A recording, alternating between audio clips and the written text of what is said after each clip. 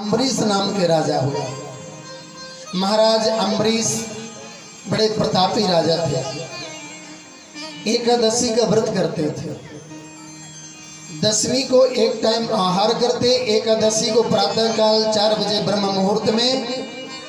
कल एकादशी है, आज दसवीं, कल एकादशी है। तो जो एकादशी का व्रत करते हो ना, वो सुन ले। एकादशी का व्रत जो करता है वो दसवीं को एक टाइम भोजन करना चाहिए। एकादशी जैसे ही प्रारंभ हो, ब्रह्म मुहूर्त में स्नान करते अम्बरीश जी, और स्नान करने के बाद भगवान की सेवा करते और फिर भजन करने बैठ जाते। एकादशी को ये जल भी नहीं लेते, निर्जला एकादशी करते थे। किसी से बोलते नहीं,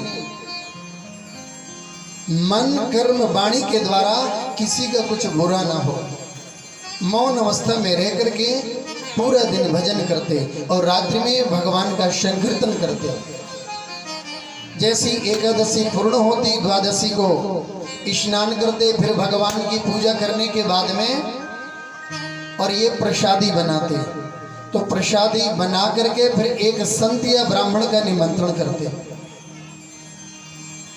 और जब निमंत्रण करते तो जब वो संत ब्राह्मण आकर के प्रसाद पा जाता, इसके बाद में महाराज पाते। तो ऐसे एक बार इन्होंने क्या किया, एकादशी का व्रत किया, और एकादशी व्रत करने के बाद में इन्होंने सोचा कि जब तक प्रसाद बनाएंगे उससे पहले किसी को निमंत्रण दे दें। तो ये निमंत्रण देने के लिए चले गए, और जैसे ही गए तो रास्ते में अगस्त जी से भेंट हो गई।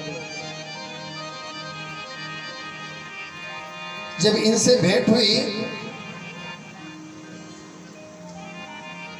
दुर्वासा जी से इनकी भेंट हुई थी, और जब इनकी भेंट हो गई उन्होंने निमंत्रण दे दिया कि महाराज आज का भोजन हमारे घर होगा। संत थे, उन्होंने कहा ठीक है। महाराज अम्बरीश लौट करके घर आ गए, प्रसाद बनाया, बना करके तैयार कर लिया।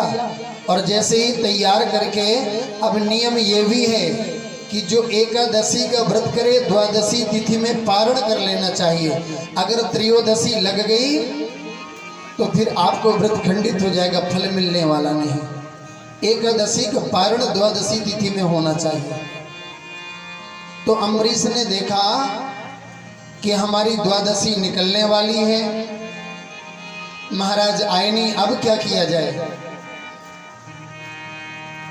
तो अम्बरीश विचार करने लगे कि एक काम किया जाए, भगवान का चरणामृत और तुलसी दल का पान कर लें, और जब संत जी आएंगे तो उनको पवा करके हम पालेंगे।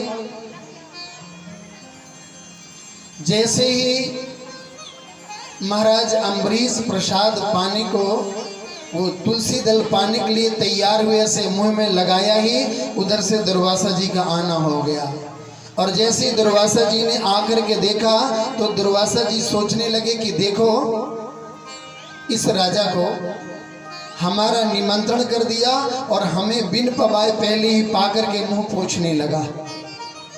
एक बार भी दुर्वासा जी ने विचार नहीं किया।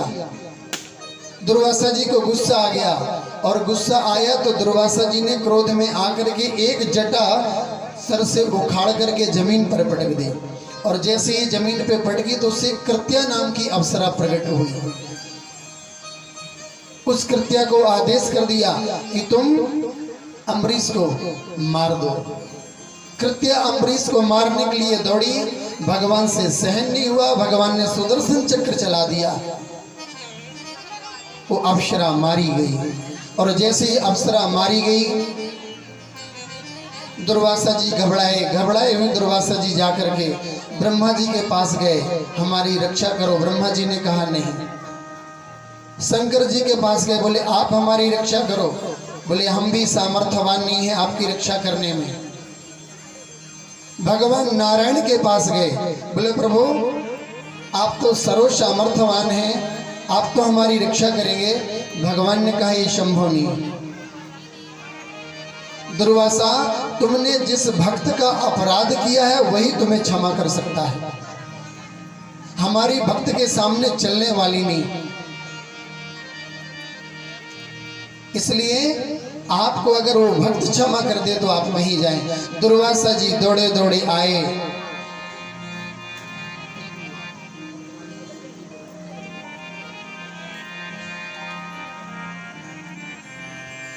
दुर्वासा जी दौड़े दौड़े आए, आकर के अम्बरीश महाराज के चरणों पर गिर पड़े।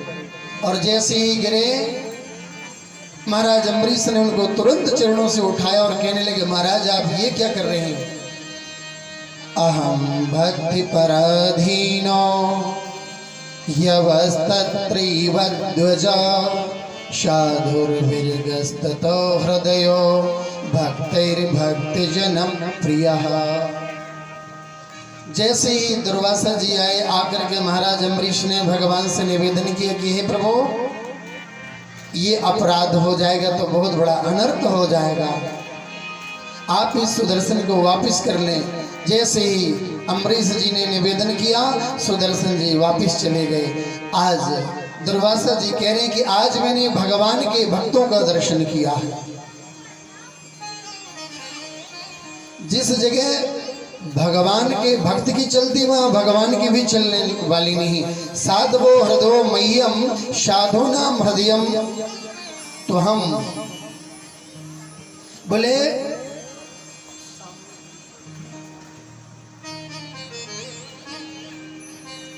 भक्त के सामने भगवान की नहीं चलते।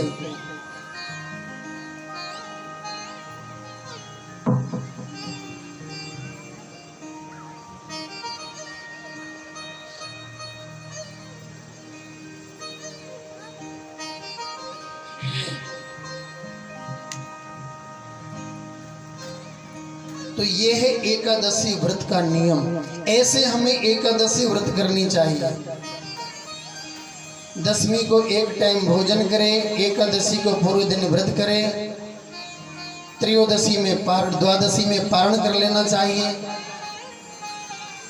लेकिन ऐसा नहीं करें कि एकादशी को व्रत करो और इतना आहार ले कि दिन भर भरे भरे सोए और कहते कि हम तो एकादशी। ऐसे व्रत का कोई मतलब नहीं होता। व्रत का तात्पर्य है व्रत माने संकल्प। और एकादशी क्या है? 10 इंद्रिय, 5 ज्ञानेंद्रिय, 5 कर्मेंद्रिय और 11वां मन।